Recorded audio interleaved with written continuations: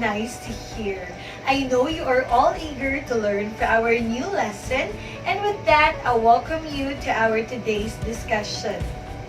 I am Mrs. Ruby Jean Majested Porras, your teacher broadcaster in Arts 9. I will be discussing about the Western classical painters. This is in line with the third most essential learning competency, which is students need to identify representative artists from different art periods. This session will specifically seek students to 1. Identify representative painters from Western classical art periods. And number 2, explain the importance of the painters to the history of art. To begin with, I would like to ask you this question. What is your idea about painting? Exactly! Painting is a form of expressing yourself and conveying a story depicted on a canvas. Even before humans learned to read and write, they were already artists as manifested by the different discoveries from the different parts of the world. When we say Western classical art, it involves 3 periods. Can you name those 3? Terrific! The periods under Western classical are Ancient Period, Classical Period, and Medieval Period. So sit back, relax, and fasten your seatbelts as we travel back to the different art periods. Let us start with the Ancient Period. Prehistoric paintings. Prehistoric includes all human existence before the emergence of writing. Their paintings were found inside the caves, which may have been their way of communicating with each other for their everyday living. That was why most of their paintings were anonymously known. In other words, no one knows who painted them. Take a look at these pictures. What have you observed? Definitely, these are images of animals, human figures, and abstract signs. These are examples of cave art. Egyptian paintings. The purpose of Egyptian paintings is to emphasize the importance of life after death. Do you know what are these? Very good. These are Egyptian tombs. The paintings at the walls on the tomb shows events of the life of the king while he was still on earth and his life in the underworld after his death. And now, make sure that your seatbelts are still intact as we travel back to the classical period.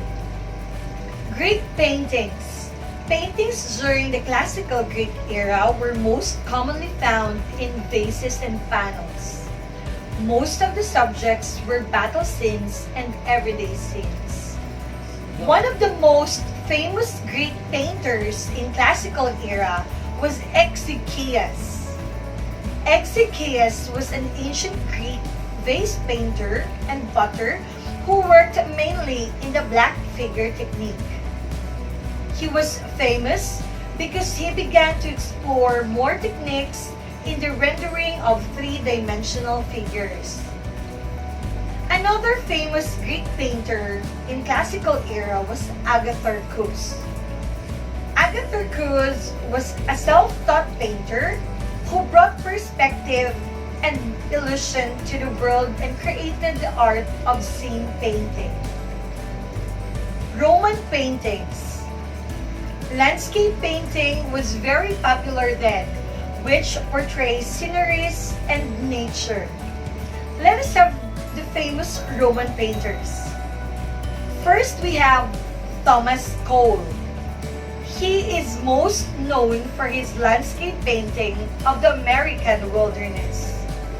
The most famous among these is perhaps the oxbow, which depicts a panorama of the Connecticut River Valley just after a thunderstorm. Another famous Roman painter is John Constable. Constable used standard practices to display historical and mythical scenes. His famous artwork was The Highway, which depicts a rural scene which runs the distance, offset by the cool waters. Are you still up for our last time travel?